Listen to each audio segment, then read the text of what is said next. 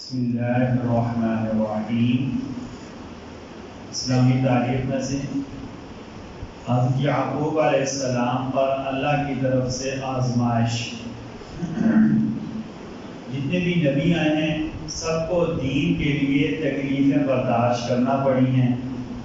دیگر انبیاء کی طرح حضرت یعقوب علیہ السلام پر بھی کافی مصیبتیں اور تکلیفیں آئیں، جان، مال، اولاد کی سخت ترین آزمائشوں کا سامنا کرنا پڑا، لیکن ہر موقع پر وہ صابر بھی رہے، شاکر بھی رہے۔ خاص کر اولاد کی طرف سے آزمائش میں لمبے زمانے تک مبتلا رہے۔ بڑھاپے میں یوسف علیہ السلام جیسے محبوب بیٹے کی جدائی کے غم میں روتے روتے آپ کی بینائی چلی گئی۔ ابھی یہ رنج اور غم ختم نہیں ہوا تھا کہ دوسرے لاڈلے بیٹے بنیامین کی جدائی کا واقعہ پیش آیا۔ اس کے علاوہ دعوت اور تبلیغ میں پیش آنے والی تکالیف اور لوگوں کو دین کی دعوت قبول نہ کرنے کا الگ سے رنج اور غم تھا۔ انبیاء کو سب سے زیادہ غم اس بات کا ہوتا ہے کہ لوگ حق بات قبول کیوں نہیں کرتے۔ قرآن میں اللہ نے کہا لعلک باخع نفسک الا یکونوا مؤمنین، کیا اپنے آپ کو آپ اس وجہ سے ہلاکت میں ڈال لیں گے کہ یہ لوگ ایمان نہیں لا رہے۔ ولا تحزن علیہم، اللہ نے کہا غم نہ کریں۔ حدیث میں آتا ہے کہ آپ صلی اللہ علیہ وسلم جب لوگ دین کی دعوت نہیں قبول کرتے تھے تو اتنا آپ کے دل میں درد ہوتا تھا کہ آپ جب کیا کہتے ہیں ان کے غم میں روتے تو ایسے آواز آتی تھی جیسے ہڈیاں میں کوئی چیز ابل رہی ہے۔ یہ انبیاء کی اپنے لوگوں کی اصلاح کے لیے تڑپ اور داد ہوتی ہے۔ ہر نبی اپنی امت کا سب سے زیادہ خیر خواہ ہوتا ہے۔ اللہ کے بعد مخلوق میں سے سب سے زیادہ مخلوق کے ہمدرد انبیاء کرام علیہ السلام ہوتے ہیں، جن کے دل میں نا لوگوں کی ہمدردی کا جذبہ ہوتا ہے، ان کے اوپر ایسی کیفیات آتی رہتی ہے۔ یعقوب علیہ السلام کو بیٹوں کے غم کے علاوہ ایک بڑا رنج اور غم کیا تھا؟ لوگ دین حق قبول نہیں کر رہے، مگر اس کے باوجود یعقوب علیہ السلام ساری مصیبتیں برداشت کر کے صبر اور شکر کرتے رہے۔ یہاں سے ایک بات اور سمجھیں، ہمارے یہاں کبھی کبھی ہماری کوئی مشکل آتی تو ہم سوچنے شروع ہو جاتے ہیں پتہ نہیں میں نے کون سا گناہ کیا ہے۔ ضروری نہیں مصیبتیں گناہ کی وجہ سے ہی ہوں۔ کبھی اللہ کی طرف سے آزمائشیں اس لیے آتی ہیں کہ اللہ ہمیں آزما کر پہلے سے زیادہ ہمارا درجہ بھی بڑھا دیں اور پہلے سے زیادہ بہت کچھ ہمیں عطا کر دیں، کہ اللہ استقامت پر دیتے ہیں۔ اچھا، آپ ان تکلیفوں میں اللہ کی طرف بہت زیادہ رجوع کرنے والے بن گئے۔ کہتے ہیں ایمان کی علامت یہ ہوتی ہے کہ جب بندے کے اوپر آزمائش آئے تو بندہ اللہ کی طرف زیادہ رجوع کرنے والا بن جاتا ہے۔ یا اللہ میں کمزور ہوں، میں اس کے قابل نہیں ہوں، میری ساری کام میری مصیبتیں دور کرنے والے آپ ہیں۔ اللہ جی میں آپ سے مدد مانگتا ہوں، اللہ میں آپ کے سامنے سوال کرتا ہوں، آپ کے علاوہ کوئی معبود بھی نہیں ہے، آپ کے علاوہ کوئی دعائیں قبول کرنے والا اور سننے والا بھی نہیں ہے۔ یعقوب علیہ السلام نے اس سارے حالات میں اللہ کے علاوہ کسی اور سے مدد طلب نہیں کی، اللہ سے ہی مدد مانگتے رہے۔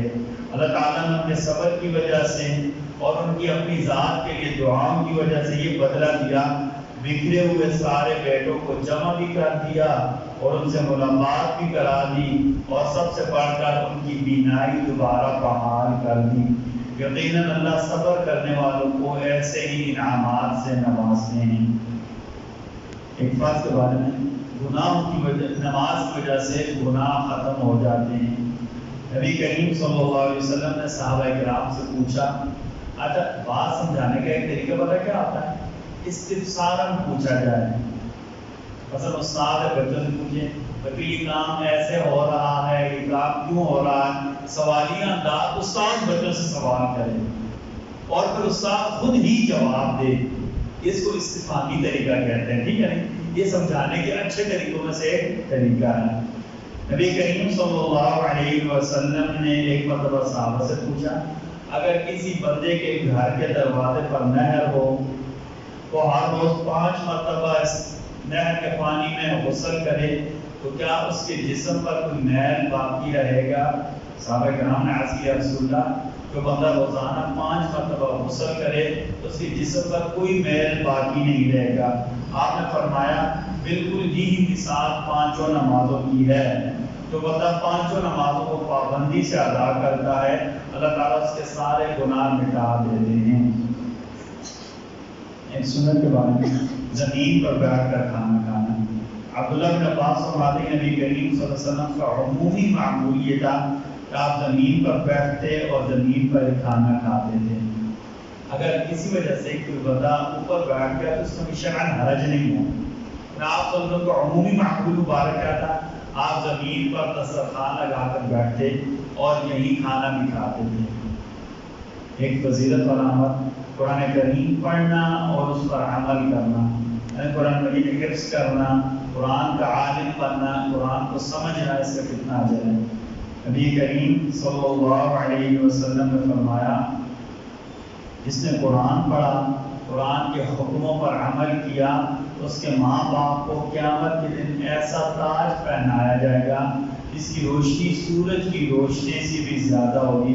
پھر آپ نے فرمایا ذرا سوچو کہ اگر وہ سورج تمہارے گھروں میں آ جائے تو کیا حال ہوگا، کتنی زیادہ روشنی اور نور ہو جائے گا۔ یعنی اللہ والدین کو ایسا تاج پہنائیں گے۔ جو بندہ خود حافظ ہو، جو بندہ خود عالم ہو، قرآن کے حلال کو حلال سمجھتا ہو، قرآن کے حرام کو حرام سمجھتا ہو تو اللہ تعالیٰ اسے کتنا نور عطا کریں گے۔ قرآن کریم کی نصیحت سورہ بقرہ آیت نمبر 195 اللہ تعالیٰ فرماتے ہیں تم لوگ اللہ کے راستے میں خرچ کیا کرو اور اپنے آپ کو اپنے ہاتھوں سے ہلاکت میں نہ ڈالو اور خلوص سے کام کیا کرو، کیونکہ اللہ تعالیٰ اچھی طرح عمل کرنے والوں کو پسند کرتے ہیں۔ اللہ تعالیٰ ہم سب کو کہنے سننے سے زیادہ عمل کی توفیق عطا فرمائے۔ بسم اللہ الرحمن الرحیم، بسم اللہ والصلاة والسلام علی رسول اللہ، بسم اللہ وعلی ملت رسول اللہ۔